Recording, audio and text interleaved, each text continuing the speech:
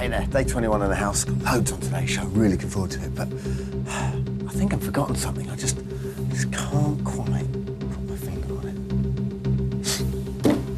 Pen. Scatterbrain.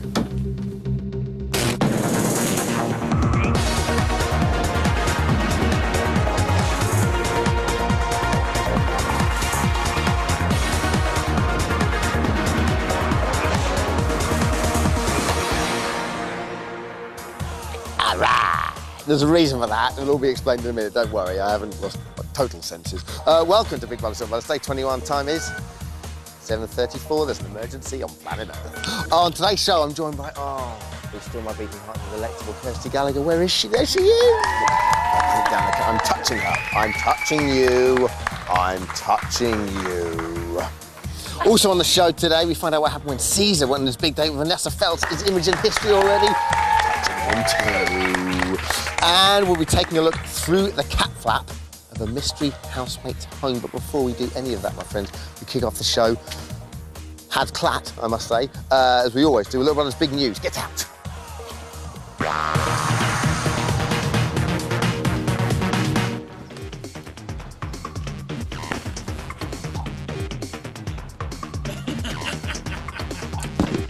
So, first up, it's the second day of the Big Brother temping task, and already Imogen has completed the shift as toilet attendant. And Leah and Sam have kept watch all night as security guards. At 5:59 a.m, it was the turn of Lisa, who for once was keeping it clean. Take a look.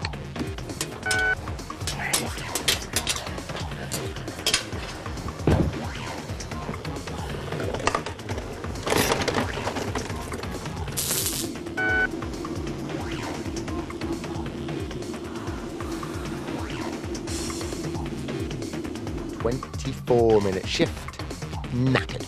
At 12:25 today, Mikey and Richard were asserting their powers as Big Brother lifeguards. However, I'm not sure they're fully comfortable in their roles. Take a look at this. No bombing in the pool, please.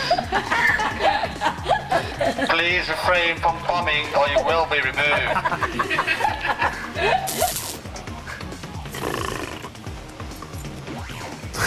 How can anyone ever wear stuff like this? I know. Looks bad, girls, but trust me, it's the most natural thing in the world.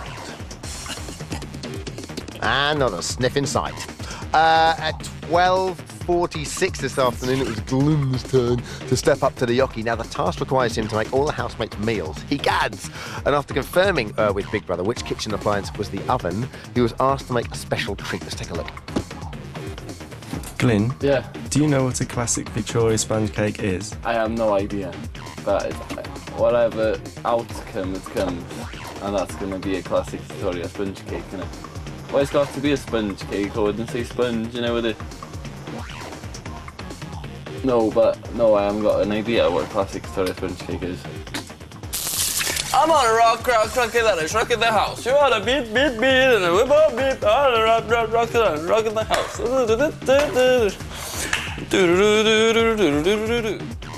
Firstly, Glyn knows the most random songs in the... What was that? I saw him singing Rocket Man the other day. He's 18, how does he know how to sing Rocket Man?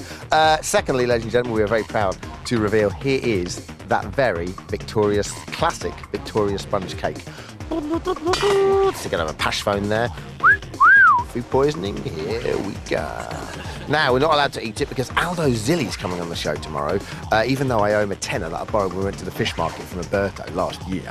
But this is the classic Victoria sponge cake. I'm not allowed to touch it because Aldo Zilli will be eating this cake on tomorrow's show. That, my friends, was the man from Del Monte's news.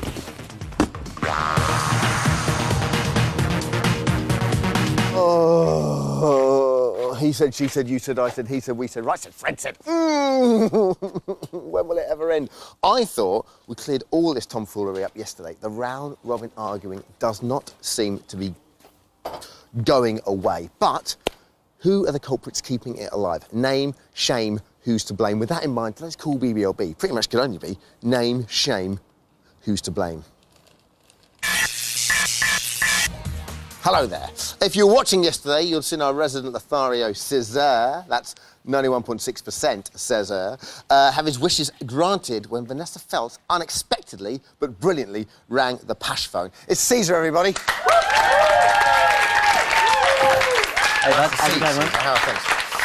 So how did it go with Vanessa, before we get into it? It was everything I imagined it'd be and more. She's a very intelligent, beautiful woman, though, isn't she? Very, very Now much then, so. does young Caesar know it all when it comes to the ladies, or could he do with picking up some extra Feltz tips? Like that. No, it's terrible. Let's take a look. Well, Caesar says he knows how to handle a woman, but he's not handling me very well so far. I'm here. He's late. So sorry. You're sorry? Try. You're sorry? You think that's adequate? It's not adequate. How late are you? You're the man who says you know how to handle a woman. Is this how you handle a woman? I'm embarrassed and ashamed. Is it a bit difficult for you now that we're all on to you? We know how you think you can win in the favours of any woman. You're sitting here, you know, you turned up, you arrived, you didn't walk away. You are stunning, you're better looking than I imagined, and Imogen's going to be in trouble, I think, now. I mean, I'm obviously honoured and flattered, but these compliments drip from your tongue. You make it incredibly easy, to be honest. You know.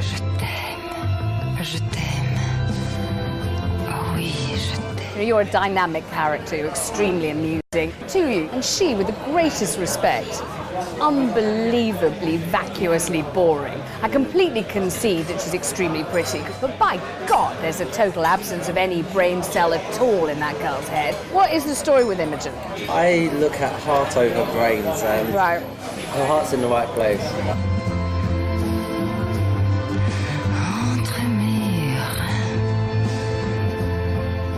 So have you enjoyed this date? I just want to get you drunk and take you home, really. Well, I have to go, I'm afraid. Well, he's a thoroughly nice fellow, of course, as I suspected. And if he needs a bosom for a pillow, I'm happy to be there for him.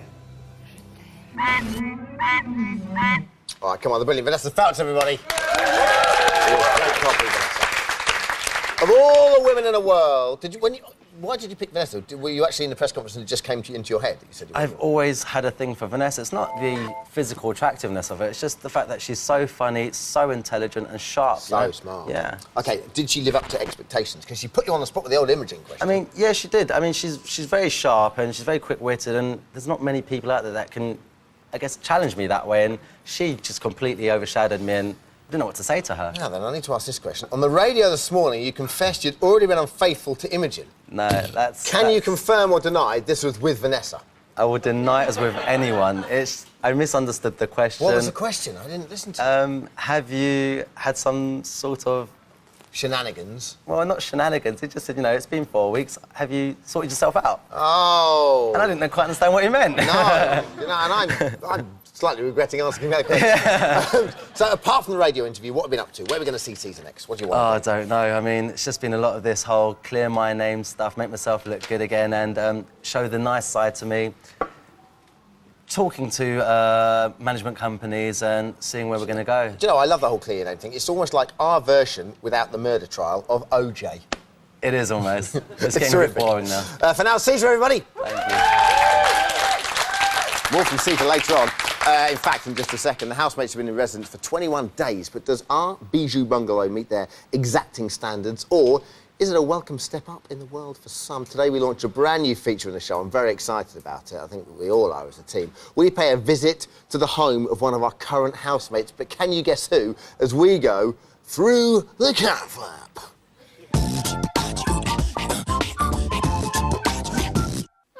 How funny. OK, so this is a housemate's home. As you can see, we've got an attic vibe going on here. This is there's a mirror. I don't know if that in any way, shape or form is a giveaway. Got some fluffy cushions there. A bunny. There we go. It's like a hot water bottle. There are white goods in the kitchen, everyone. And it has to be said, the kitchen is not clean, as you can see in just a second. That's not very nice at all. And there's the exterior shot, which we all need and are curious about. So, Caesar, you know the housemates better than anyone else. Any ideas? That's so obvious. It's Nikki. Do you think? Has to be Nikki. Why is it obvious? There's a microwave in the kitchen, and that's the only appliance she has. Glenn, he can't cook to save his life. No. Glenn lives at home with his mum. the water bottle and the bunny. We shall see. It's an interesting choice, but is he right? Join us after the break. We find out if Caesar's judgment is terribly, terribly, terribly inaccurate again. Plus, we'll be joined by the most presentable of presenters, a lovely Kirsty Gallagher. Hello. We'll see you in 4:33. They're robbing me at this show. See you in a minute.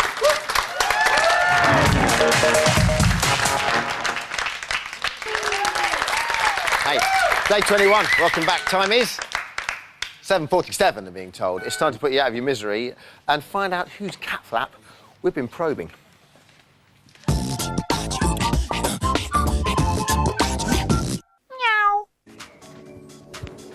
Hi, my name's Carly and Nikki is my best friend. I love her very dearly.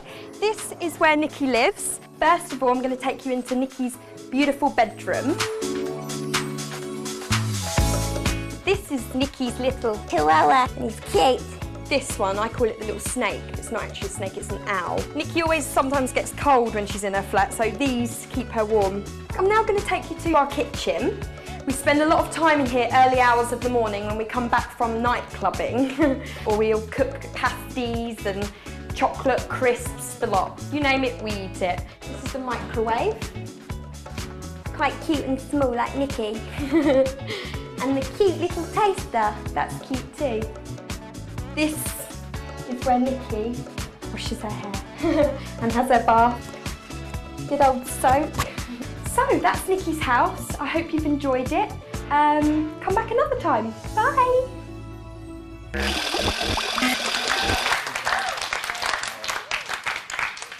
Do the words terrifying come to mind there? If you woke up there in the morning, you'd be like, oh my God. Have a look at my cuddly panda. Oh, I'm good right now. And I can't believe that Carly and Nikki are friends.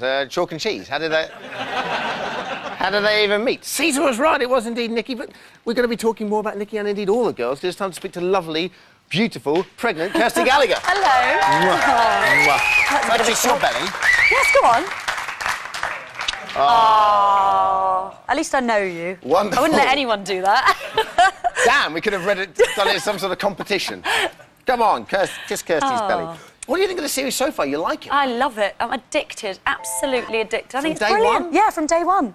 Well, because I came on Russell's show on that first night, and so I sort of saw it all sort of unfold, and I was very hooked. Normally it takes you a couple of weeks to get into it, doesn't it? Why is that? Why do you think it is this year? Maybe also because I was there the first night and I sort of saw the atmosphere. It is fantastic. Oh no, opening night is just terrific, isn't it? But I think we've got a really amazing, well, as we can see, sort of range of characters. And I'm just enjoying watching them. OK, let's move on to your favourites in the house. My favourites? Well... Do you know what I like? From what we've gleaned so far, you have a theory, or at least you have some sort of movement, at least.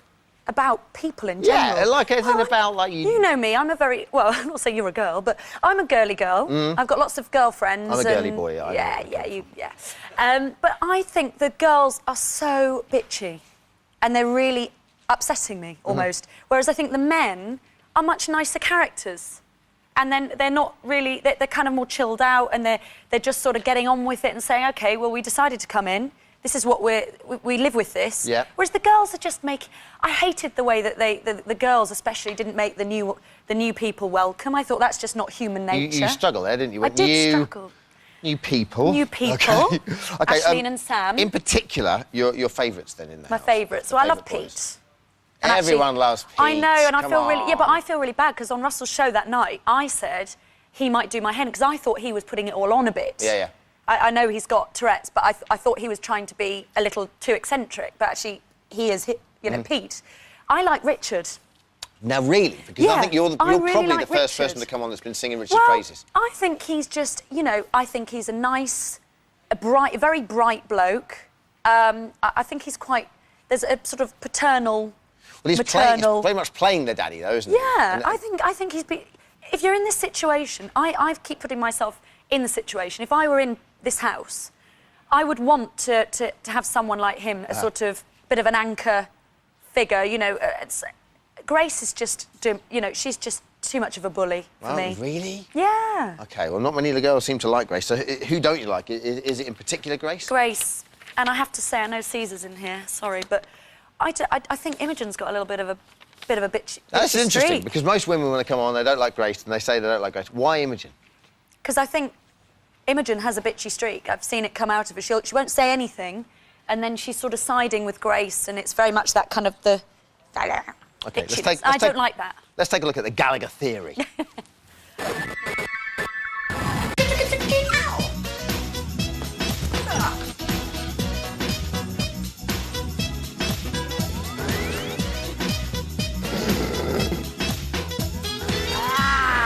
What are you bitching about?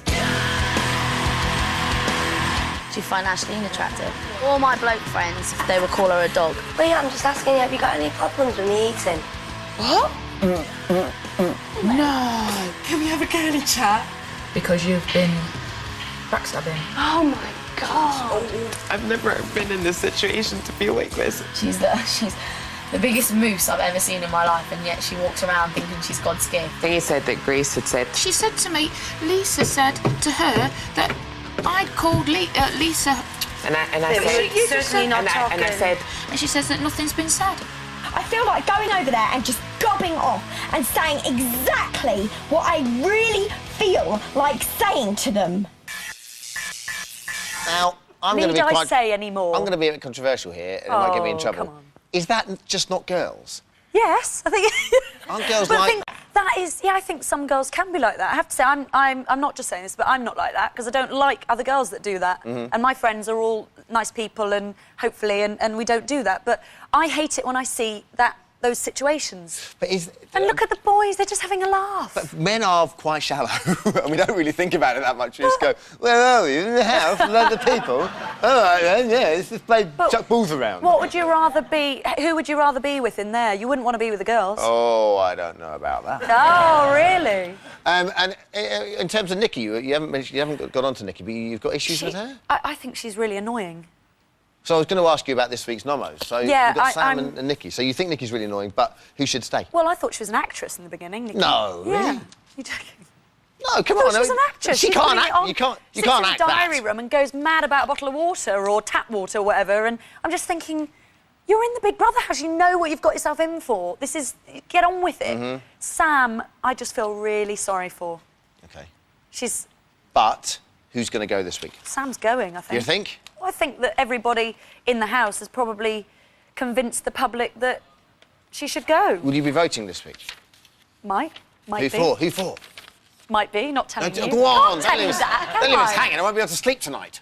I'd vote for Nikki to go out. OK, fair enough. Now, listen, as always, we ask... Yes. Yeah, really? As always, we ask our guests to just back someone who they think is going to win. Are we going with Ricardo Petresi? Yeah. OK. I like Pete as well, but I see Pete's got quite a few... Pete's got Shane Lynch came on yesterday. Lauren Laverne did it. He doesn't exist. No one. No, go on, Richard, yeah. The Gallagher is backing the sexual terrorist. Kerstin Gallagher, everyone!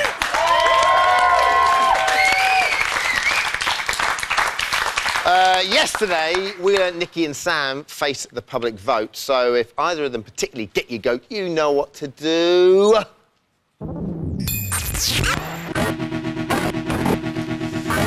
Brilliant. Caesar's back with us. It's time to get to the bottom of all the backstabbing in the house of today's cool BBLB, which is quite simply name, shame, who's to blame. Let's go straight to the lines. Kevin in Manchester. How are you? Hello, Kevin. How you All right, doing? mate, not so bad. Grace and Imogen, no messing about. Grace and Imogen, they deserve one of the two-faced, horrible people. The only thing I can say about Imogen is she deserves Caesar. That's all I can say. I mean, what would I say? Can I just ask Caesar something? Yeah, go on. Caesar.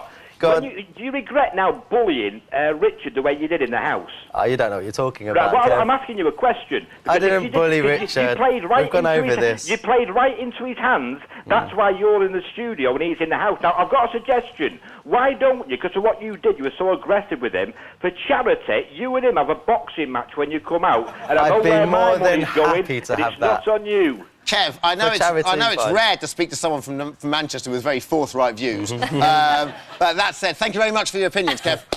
Kate in Derby. Hello, Kate. How are you? Hi, I'm fine, thank you. How are you? I'm not bad at all. So, Kev was saying it's Grace and Imogen in the house that are stirring it all up. No. Oh, I'm sorry. What are you... Sam and Nikki, they have got to go, both of them. Sam and Nikki?